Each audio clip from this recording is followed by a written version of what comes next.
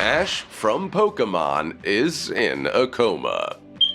Wait, This theory revolves around the fact that in the first episode episode of Pokemon, Ash fell into a coma after being hit with Pikachu's supercharged thunder. This could be good for me. Lately I was feeling like People have been uncovering disturbing hidden meanings and messages in children's cartoons. And some of them are so plausible, they can actually blow your mind. Papa Smurf! Papa Smurf! they actually can. You won't believe what they discover in the cartoons. Alright! I'm fine. From a hidden angel of death in a Disney movie to a popular cartoon show that turned out to happen in purgatory, here are 15 dark cartoon theories that will ruin your childhood. Will actually get even darker.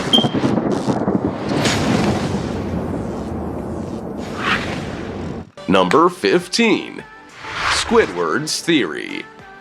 If you're familiar with creepypastas, you're probably also familiar with the Squidward meme of him taking his own life. The terrifying Wait. Squidward taking his own life? Alright, that gotta be dark.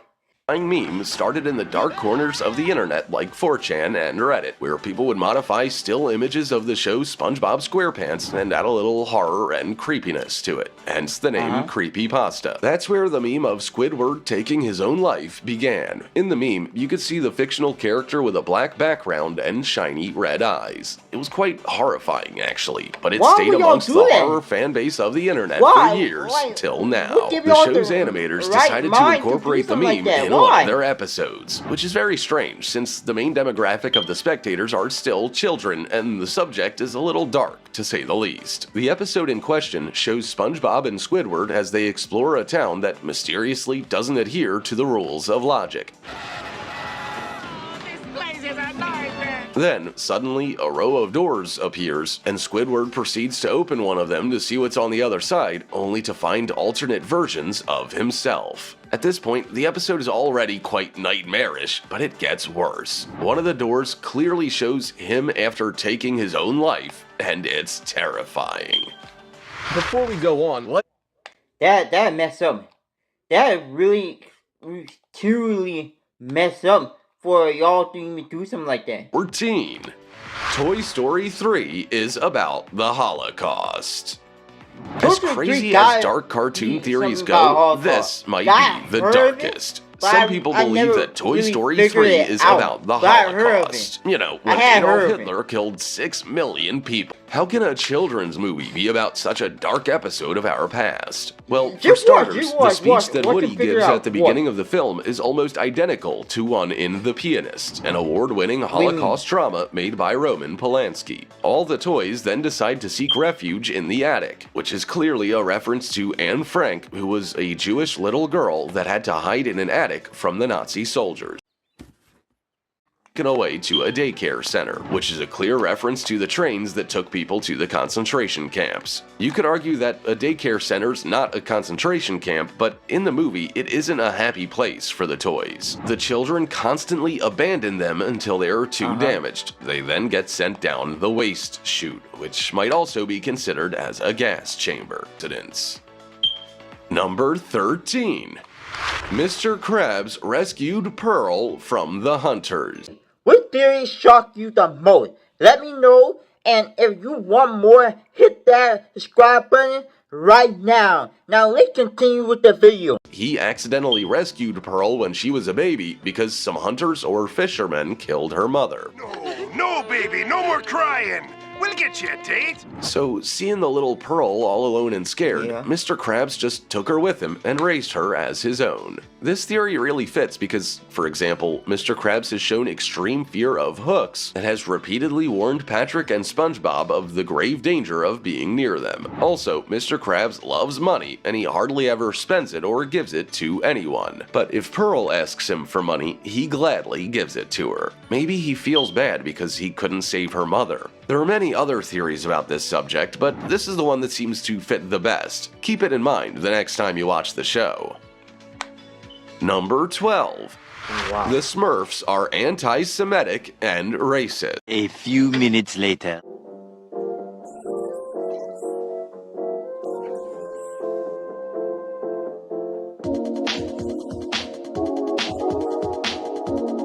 society and political situation. Let me explain. He thinks the Smurfs children's TV show is anti-Semitic. He starts by stating How that Smurfs live in a anti-Semitic? political dictatorship. They are discouraged from taking any kind of initiative, and they all eat together in the same communal room. There's only one leader, That still don't make it anti-Semitic. and they rarely leave their home country. Papa Smurf! Papa Smurf! Are They you do alright? really I'm leave it. It's starting to sound like communist Russia, and there's more. Papa wears he starts by stating that Smurfs live in a political dictatorship. And then we have the number one enemy of the state, Gargamel, which Bueno says is an anti-Semitic caricature of a Jew. In other words, How? your favorite kids show is a totalitarian utopia. There's even one episode where the Smurfs are bitten by a fly and their skin turns black and they lose the ability to speak. And that clearly has colonial overtones and also profound and clear racist traits. The craziest part about this theory is that it fits perfectly. It was right in front of our eyes all this time and we didn't even notice. Ew, right in front of our eye. Number 11. Can you Snow play? White is about cocaine and addiction. Cocaine The addiction. theory that the Disney I- movie Snow White We're is about serious. cocaine addiction has been around for a long time, but it's easy to understand why. There are so many different coincidences that it might just be true. First of all, the name of the main character, Snow White. Now, I don't know if you know what cocaine looks like, but it is literally a white powder that looks exactly like snow. Then there are the names That's crazy how her name is Snow White and the power is white. That's crazy. of the 7 dwarves, which are named after their personalities. And believe it or not, they match exactly the different stages They of do cocaine match addiction the and personality withdrawal. of their The name. first two I are really- happy and every grumpy, and those make a personality reference to the mood from swings that are each caused by using Your cocaine. name match with them. Like their name match what they normally is. Addicts will have very aggressive mood swings several times a day. And then we have dopey, sleepy, and sneezy, which are nods to actual stages of being on the drug. Dopey literally means high. You sneeze a lot when you take cocaine because it's a powder and you take it through your nose. Yeah. And then you finally feel incredibly sleepy after having spent all your energy running about. And finally, we have Snow White's big sleep, which could be an overdose. Or is that going too far? Number 2. That was going way too far. Way too far, and we need that. Winnie the Pooh and friends have serious psychological disorders. It has long been speculated that every character in Milne's Winnie the Pooh series represents a psychological disorder. And recently, the Canadian Medical Association Journal published an article where you can find every diagnosis. Pooh is believed to be suffering from, of course, binge eating disorder. That means he has very low self-esteem that he tries to balance by you know eating about that. non-stop. In We real life, seen Winnie it's a Pooh very a serious non-stop disorder eating, that lots so of people suffer from. Ain't nothing wrong about it. Nothing wrong about it.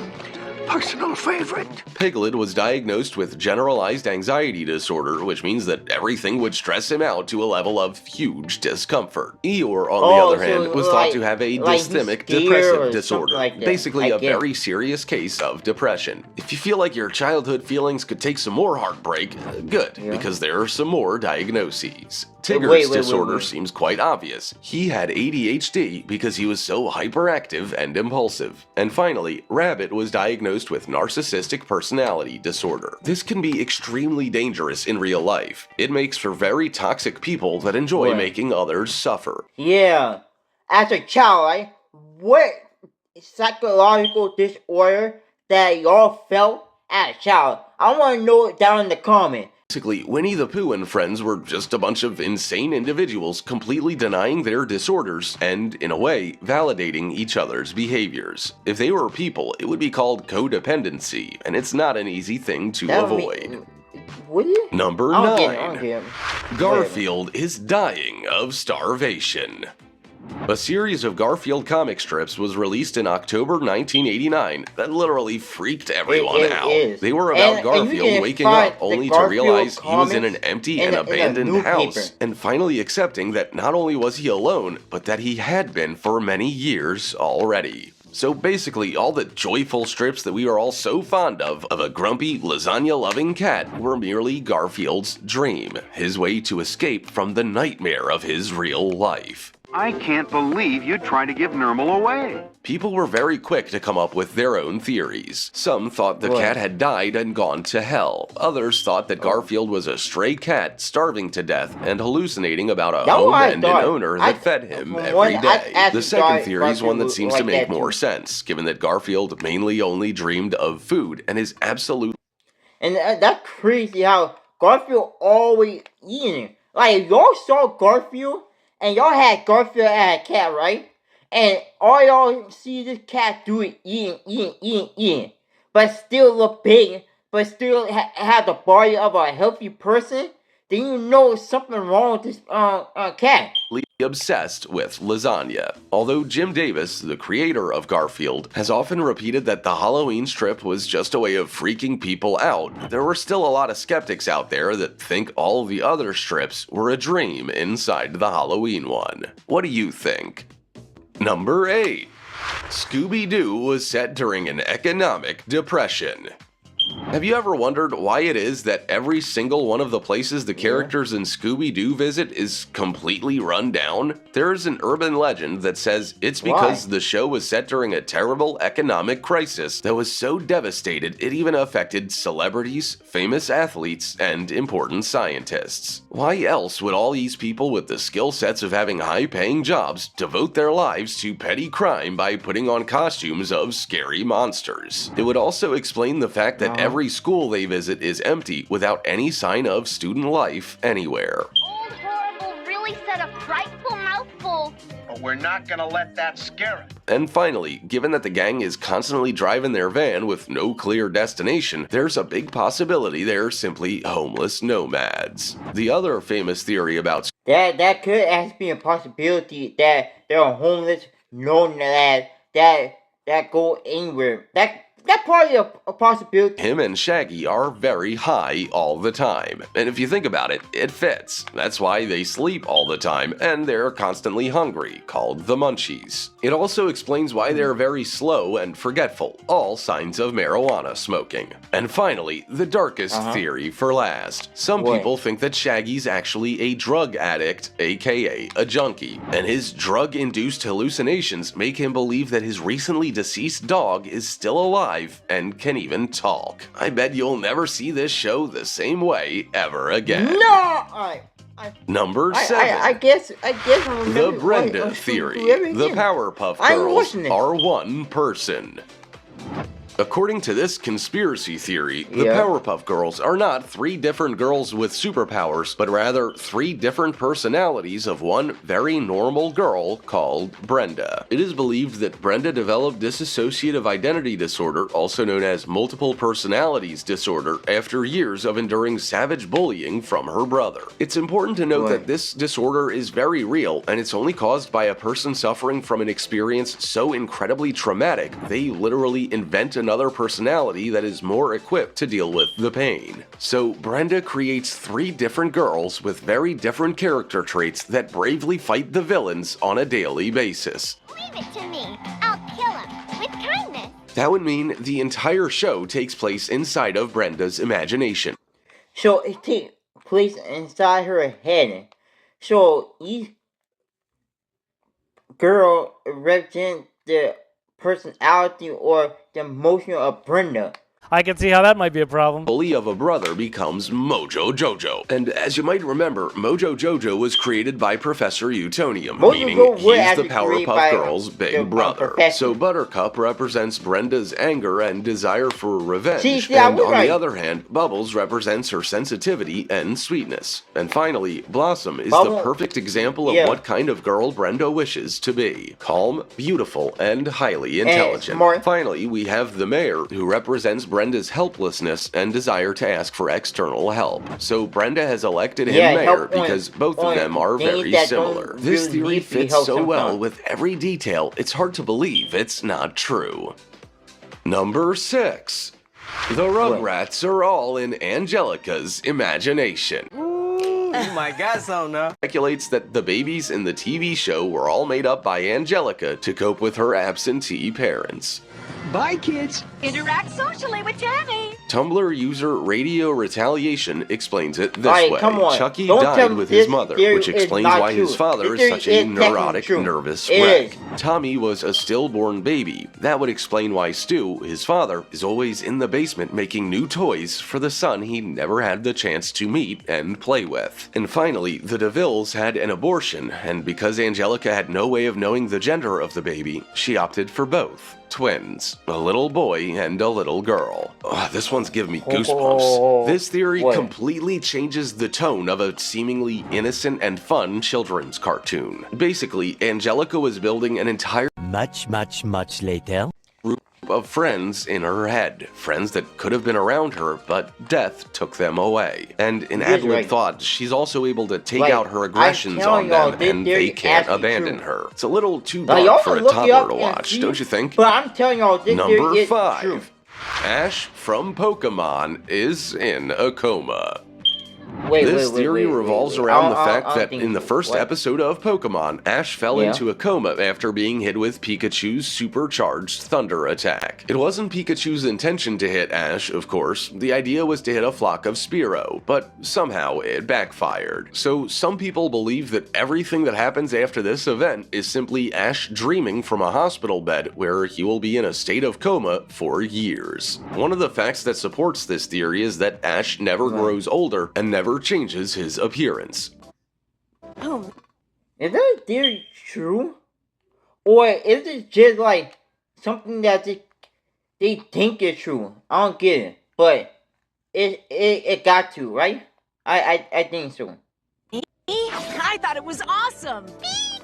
During the first season, he says at one point that he's 10 years old, and he remains that age all throughout the rest of the seasons. If a kid falls into a coma, it's logical that it will remain his age in his head until he wakes up again. It would also explain Nurse Joy and Officer Jenny being exactly identical everywhere he goes. The explanation of them all being identical sisters is highly improbable. What if they're figments of his imagination? Another strange It's thing not that wrong supports when you go in a coma. You will be the same age when you went into a coma. So let's say I'm 21, right? And I go in the coma at 21. I'll be 21 until I wake up, and that theory could actually be true. But it might that be. Ash never progresses past a certain point, which is very suspicious. What? Number 4. Peter Pan is the angel of death. Peter Pan is an all-time Disney classic. Aside from being a little bit racist, it's also hiding a secret meaning. There's a theory that stipulates that Peter Pan is actually an angel that is guiding children to heaven or Neverland. I have a feeling a little trip to Neverland. And that's why the kids never grow up, because they are all dead. And when you dig into the origins of the Peter Pan story, it all makes too much sense. Maybe even a little too much for comfort. It turns out Disney isn't the original creator of the story, but Scottish writer Sir James Matthew Barrie. And the original... But not wrong. He is technically not wrong about it. Cause like, you literally don't see the kid growing old and they be the same age. So it's like, we're in Neverland, and you realize Neverland is like, when you read that word or something, it's like Neverland. So like, never going back to where you've been at. The title So of the that book was I Peter and Wendy, and Barry lost his little brother David in a terrible ice skating accident only 2 days before his 14th birthday. The two brothers were very close, and this loss deeply affected both Barry and his mother, who took solace in the idea that their son would never grow old this way. Knowing this, it becomes evident that David could have been a strong source of inspiration for Peter Pan. But there's more. When we look into the name Peter Pan, we quickly realize that Pan was an ancient Greek god. Pan was a mischievous deity of the woodlands and is often associated with innocence and immortality. Because Barry's no longer around, we can't really ask him if this theory is true, but there's a very big chance that Peter Pan is, in fact, an angel of death. Number 3. The Cars overthrew mankind. If you've seen the What type Pixar of movie theory is Cars, you know they're I've set seen on this every planet, cartoon. but at a time in the This future was when there are supposed to no be like more human beings. something So that what gets you happened to confused. us? Why are we no longer around? Was it another meteorite like the one that wiped out the dinosaurs? Well, there's the theory it? that the Cars simply took over and overthrew us. That did not happen. Oh, yeah. How did no that didn't happen, right? Or did it? Nah, I don't think so. I don't think so. Says you. Spotify. This theory stands as one little piece of the much larger and more complex Pixar theory that tries to tie together all of the Pixar movies, but I digress. The world where the Cars it might characters be live has true. clear, so the movie is set on this planet. What probably happened is that we started creating smarter and smarter cars to the point that they became sentient. And when that happened, we became, well, dead weight. This theory's been Dead backed weight up by Jay and Ward, who's the creative left behind. director of the Cars universe. So I guess it's not a theory anymore, but a cold hard fact. The cars in the Cars franchise became smarter than us and simply took over this world. I bet you're gonna look at your own car differently the next time you go for a ride. Get in your car and say, if my car really about to take over the world or over me? And you might think, nah, but one day it will. Number 2. Ed, Ed, and Eddie are living in purgatory. The theory of Ed, Ed, and Eddie in purgatory started in the year 2012, and it speculates that basically they're all dead. Take a look at the color of their tongues, for example. They're all blue or green. Only dead people have tongues like that. And also their skin color, which is of a strange yellowish tone, exactly like dead people. There's also the fact that there are no adults in the show. They're constantly mentioned, but they never appear. And that is very suspicious. These adults are constantly mentioned, but you don't really see them in every episode. It probably been like 1 or 2 episodes, but they hardly be in there. They only will be in there for a second, and then be going the rest of the episode. Think. I know. I'll hide it. And the fact that they are all in purgatory would explain the irregularities within the time frame of the cartoon. Sometimes you can see typewriters, sometimes VHS machines, and in other episodes they are using computers. And that doesn't make any sense. Usually, in a normal setting, you wouldn't use electronics from that big of a range in history. So the theory says that this happens because each character's from a different time of American history, from the 20s to the year 2000. And that's why there are so many historical discrepancies. We can't know for sure if the creator of the show explicitly did this on purpose, but it really fits. Number 1. Wile E. Coyote is in hell. Wile E. Coyote is a classic kids cartoon that debuted in 1949, and the show consists almost exclusively of the coyote trying to catch the Roadrunner and failing miserably time after time after time again. The Roadrunner always outwits the coyote at the last minute and gets away in a very mocking way. If you've seen this cartoon, you know that the coyote has his plans backfire in his face quite grandiosely thousands, if not millions of times. But he always seems to come back to this nightmarish world where the object of his desire is always at arm's reach, but he can never touch it. Sounds like torture, right? There's a theory that stipulates exactly that. The coyote would actually be stuck in his own personal hell for all eternity. It almost sounds like the Greek myth of Tantalus, a punishment from the gods, doomed to eternally be thirsty but never being able to drink water. I don't know about you, but I think that eternal suffering as the main theme for a kid's show seems a little bit dark, don't you think? I think like they punished him